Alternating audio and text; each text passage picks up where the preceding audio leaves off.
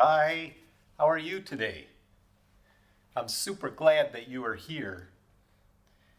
Every time we meet, I will be talking to you about a particular person. If I tell you that he is always right, and that he is always good, and that he is love, and that he is eternal, do you know who I'm talking about? You know. It's God.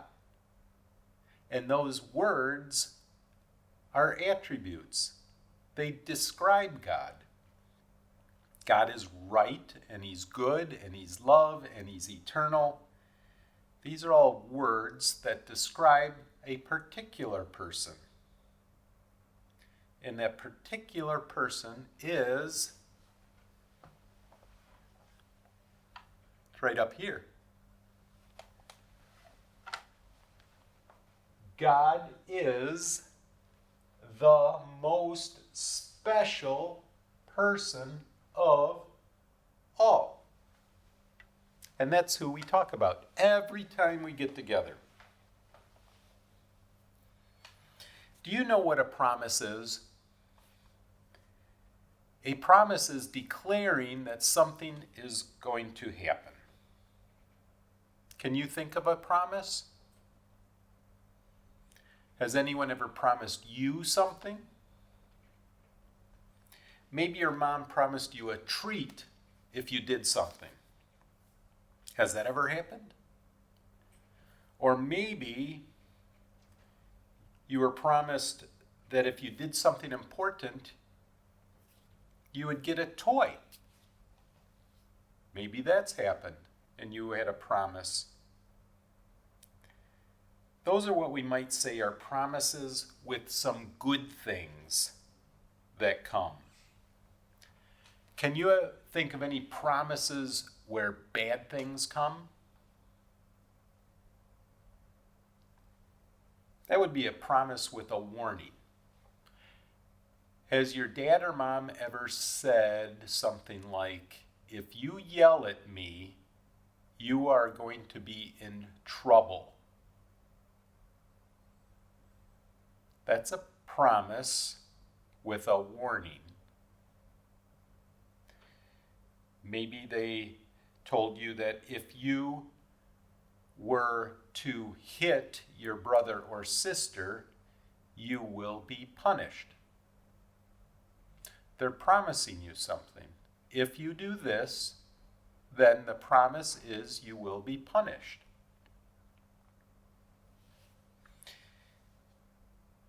That's a promise with a warning. God makes promises. Do you know that we can call God the promise keeper? Sometimes people make promises that they do not keep. They break their promise. Has that ever happened to you? Have you ever done that? Have you ever told your dad or mom that you promise you will clean your room and you didn't? Did you break a promise? We all break promises. But why do you think we can call God the promise keeper? Does he break promises? Nope. He never does.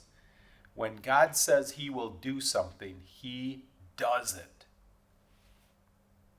Do you remember the promise that God made to Adam and Eve in the Garden of Eden? It's the promise that has to do with the tree of the knowledge of good and evil. He said, you remember this, don't you? He said that if you eat from the tree of the knowledge of good and evil, you will die. He wasn't joking. That was a promise. If they disobeyed God, his promise had a warning. They will die. Well, we know what happened. You might be getting used to seeing this. They sinned. They disobeyed God, and they sinned. And their heart, which was shiny, and it reflected how great and wonderful and special God is, it got darkened. It was filled with sin. They became sinners.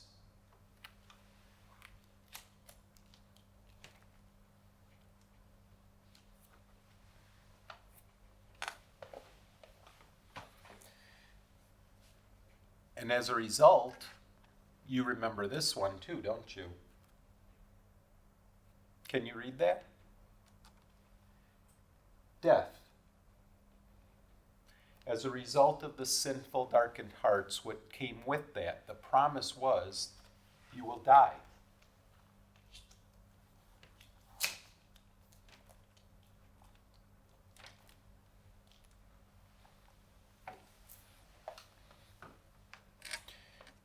People with sinful hearts have a broken relationship with God.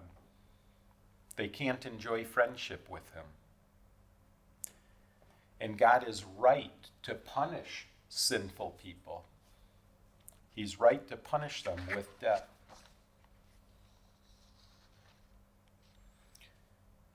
We can't do anything to fix this.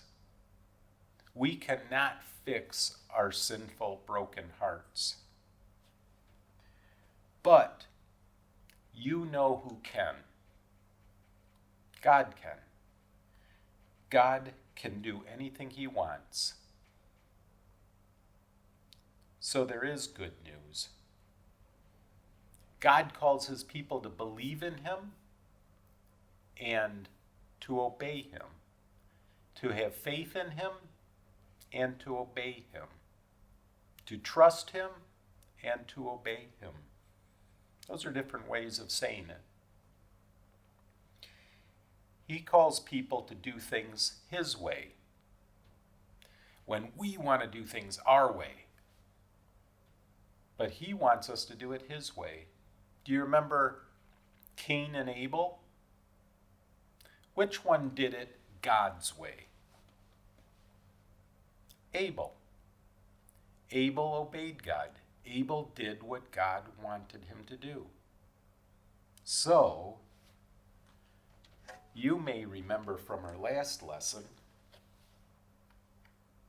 God covered Abel's sin with the death of an animal, the death of the lamb. The blood of the animal covered his sin. Just like this is covering the sinful heart. Is the sin still there? It is. But a long time ago, God said, I will make a way to cover your sin. You need to obey me. And it will always be a result of death. Something will die to cover your sin. And it was an animal.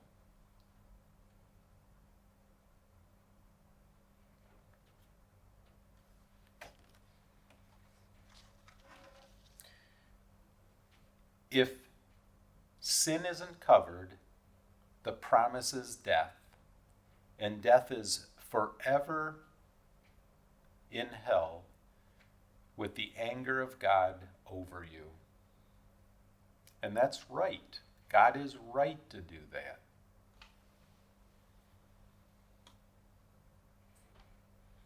In the very beginning of the Bible, in Genesis 1, God tells us how He created everything. It begins actually with our earth covered with water. And it says God is hovering over the water. Everything is darkness. Then do you know what God does? He speaks. And when He speaks, things happen. He says things like, let there be light. And it obeys Him, and there is light. And He says things like, let the dry land appear. and dry land appeared. Not soggy, muddy, wet land, dry land appeared. And he said, let plants and animals be. And they were. They were. And lastly, he said, let Adam and Eve be. And he made them. Our great-great-great-great-grandparents, Adam and Eve. Now we know that Adam and Eve sinned, and that horribly changed everything. And their children sinned, and their grandchildren sinned, all the way down to us. All people, all children are sinners. And more people were filling the earth. There were lots and lots of children, and they grew up to be very, very bad sinners. I'm going to read to you from my favorite book. I don't even think I need to tell you what it is. I think you know. I'm going to be reading from Genesis chapter 6, and I'm going to read starting in verse 5. Are you ready to hear God's word? This is a very special word. The Lord saw that the wickedness of man was great in the earth, and that every intention of the thoughts of his heart was only evil continually. And the Lord was sorry that he had made man on the earth, and it grieved him to his heart.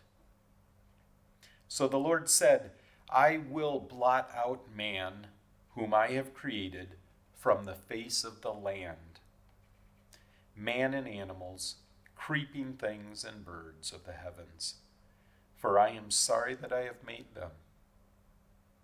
Now listen to this. But Noah found favor in the eyes of the Lord. That's important. We're going to talk about that some more, Noah. But did you hear that man was filling up the earth? There were more and more people, and all they did was evil. It said continually. They just always did evil. You do know evil is sin, right? So they were great sinners.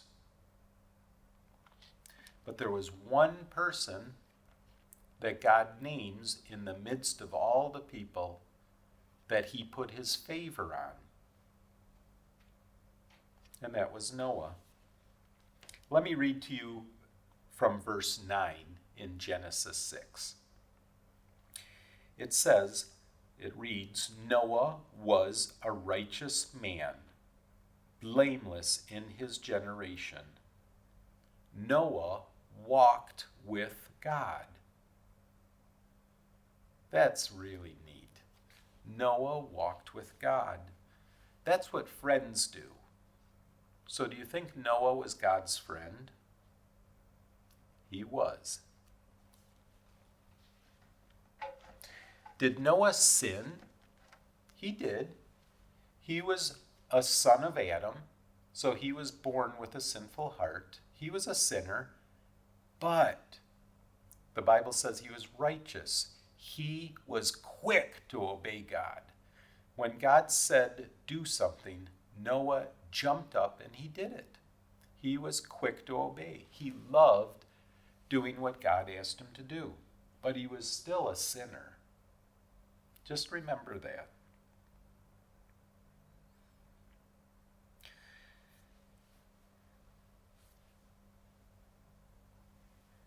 God made a promise to the wicked people that he would punish them with death as they continued to reject him and not trust him and not obey him.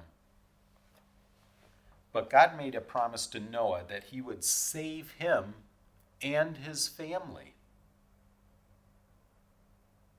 Did all the wicked people of the world continue to reject God and do what they wanted, which was evil and wicked? Yes, they did. Did God do what he promised he would do? Yes, he did. He was sorry, and he was going to destroy the wicked people. You remember how I just described how God created the world?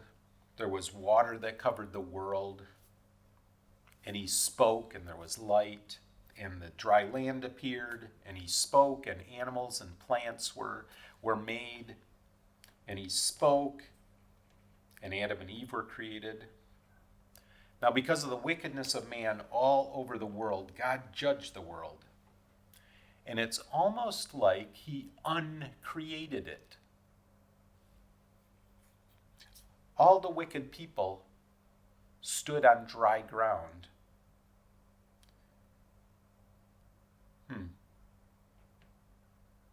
What happens to the sky when we get a rainstorm?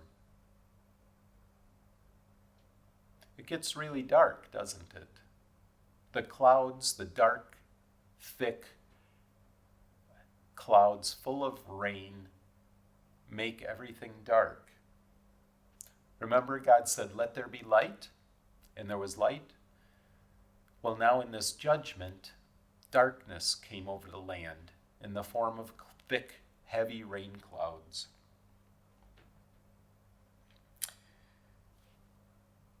What happens to the dry land when it rains? What about 40 days of rain? It gets really wet.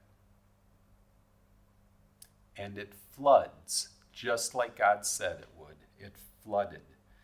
Water covered everything. The dry land disappeared. Plants and animals were destroyed. All the wicked people of the world were covered with water, and they were destroyed. They died just as God promised they would. That's the promise he made to those who would reject him, who would not trust him, who would not believe, those who had sinful hearts. God is faithful to all his promises. Promises that come with warnings and promises that come with good things. Noah and his wife and his 3 sons and their wives were quick to trust and obey God. That's 8 people. God saved 8 people.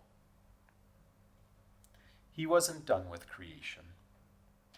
He saved these 8 people, and he brought them through the flood, and they multiplied. And they had children, and their children had children. And all the animals that God rescued on the ark, they got off the ark on the dry land. And the birds flew, and the animals ran, and they all had babies. And the earth is full of animals now. God wasn't done with people. God is full of love, and he's full of mercy, and he's full of grace. And he alone makes a way to cover the sins of his people. When his people trust and obey him, he covers their sins. Dad and mom, grandpa and grandma, or uncle or aunt, whoever's here with the children, whoever the big person is over the little person watching this, I would encourage you to talk to the child. Talk to them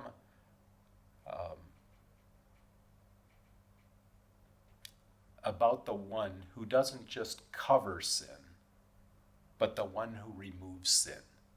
That's Jesus.